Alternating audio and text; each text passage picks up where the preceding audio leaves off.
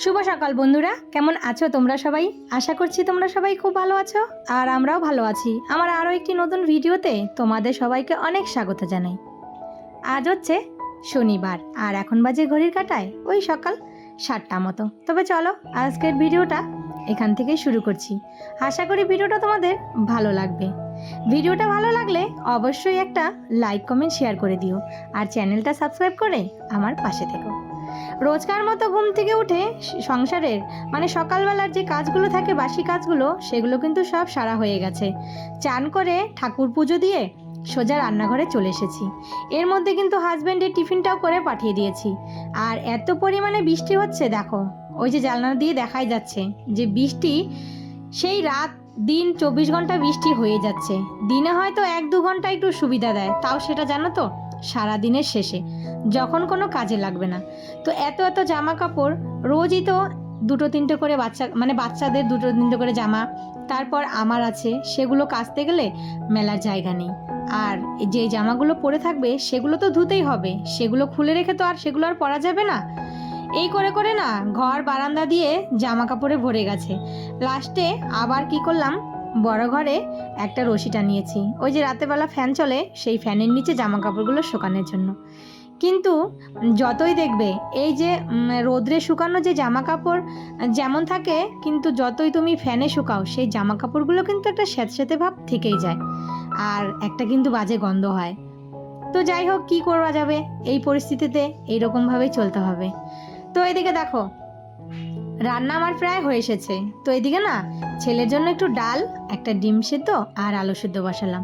আমাদের বাড়িতে না আলু সেদ্ধ হলে একটু শুকনো লঙ্কা পেঁয়াজ দিয়ে ভালো করে মেখে দিলে আমার ছেলে দুটোর আর কিছুই লাগবে না, যতই তুমি মাছের ঝোল মাংস রান্না করো। আর আমার ছোট ছেলে, ওর জন্য একটু ডাল করলাম, ও তো মাছের ঝোল একদমই খাবে না।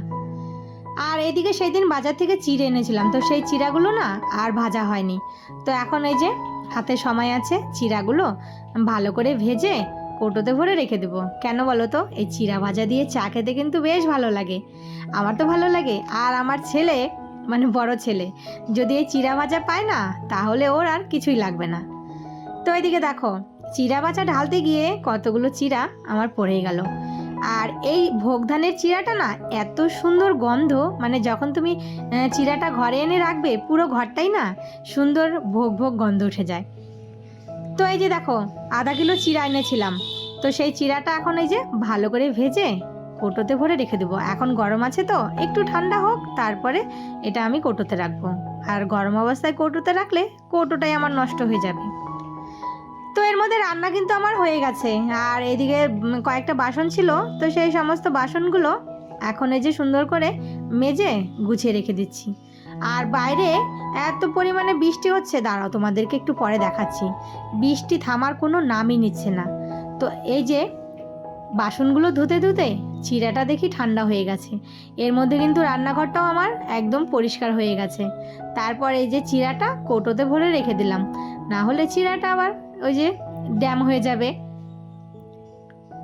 তো রান্না করার সময় রান্নার তেলের কৌটো দুটো এই যে দেখো তেলগুলো বাড়ন্ত হয়ে গেছে, তো তেল কিন্তু আর ঢালা হয়নি।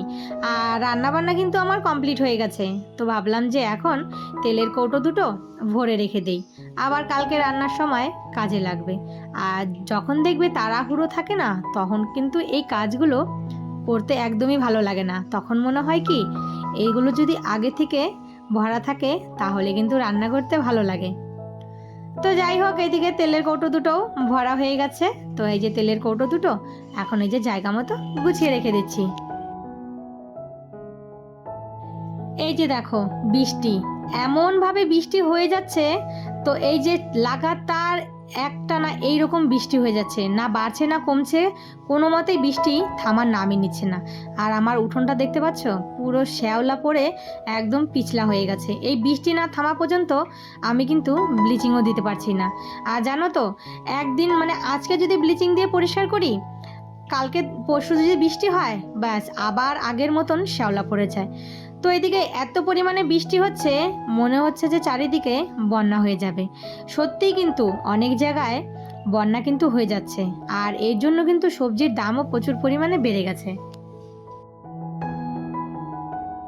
সন্ধেবেলা এই যে কালকে জানো তো হাজবেন্ড এই যে এখন বসে বসে টিভি দেখছি, তো এই যে দেখবে সন্ধেবেলা একটু কিছু খেতে ইচ্ছে হয়, তো এই যে দেখো টিভি দেখছিলাম আর মনে পড়লো কালকে না হাজবেন্ড এই যে দেখো এই যে তোমরা এগুলোকে কি বলো বলো তো, আমরা তো গুড় বাদাম বলি, তো এই যে কৌটো এনেছে একটা। আর এই গুড় বাদাম খেতে কিন্তু বেশ ভালো লাগে, ছোটোবেলায় কত খেয়েছি সেটা কিন্তু আবার অন্য রকম, আর এটা কিন্তু আলাদা। তো এই যে আমার জন্য নিয়ে এসেছে, জানে আমি এগুলো ভালোবাসি খেতে, আর মানে যে জিনিসটা ভালোবাসি সেটা কিন্তু সবসময় ও আমাকে এনে দেয়। তো এদিকে দেখো ছেলে বলল আমাকে একটু দুধ মুড়ি দাও, তো ওকে একটু এই যে দুধ আর মুড়ি গরম করে দিয়ে দিলাম, আর একটু চিনি দিয়ে দিয়েছি। আর এদিকে জানো তো রান্না বসিয়েছি, রাতের রান্না, এখন কিন্তু সেই 9টা মতন বাজে। আর রান্না বসিয়ে দিয়ে মনে পড়লো কয়েকটা ছোলা মানে মটর ভিজিয়ে রেখে দিতে, কালকে একটু ঘুগনি করব সকাল সকাল আর রুটি করব। আর ভাবলাম যে পেঁয়াজ আদা রসুন এগুলো ভালো মতন ছুলে রেখে দিই, কেননা ওই রসুন ছুলতে না অনেকটা সময় লেগে যায়, এখন হাতে সময় আছে, তো ভাবি যে চলো এগুলো এখন করে রেখে দিলে আমার কিন্তু অনেকটা মানে কাজে হেল্প হবে, সকালবেলা তাড়াহুড়ো লাগে প্রচণ্ড পরিমাণে। তো এদিকে রান্নাঘরে যে ভাতও আমার কিন্তু হয়ে গেছে, আর এদিকে ভাত হতে হতে এই যে পেঁয়াজ আদা রসুন সমস্ত কিছু আমি ছুলে রেখে দিচ্ছি, কালকে তো রবিবার মাংস হবেই, আর সাথে এই যে ঘুগনি করব তার জন্য একবারে বেশি করে পেঁয়াজ আদা রসুনগুলো কিন্তু ছুলে রেখে দিলাম। আর এই যে দেখো এখন এগুলো একটু ধুয়ে হালকা করে ধুবো, ভালো করে কালকে ধুয়ে নিব যখন পেঁয়াজগুলো কেটে নেব।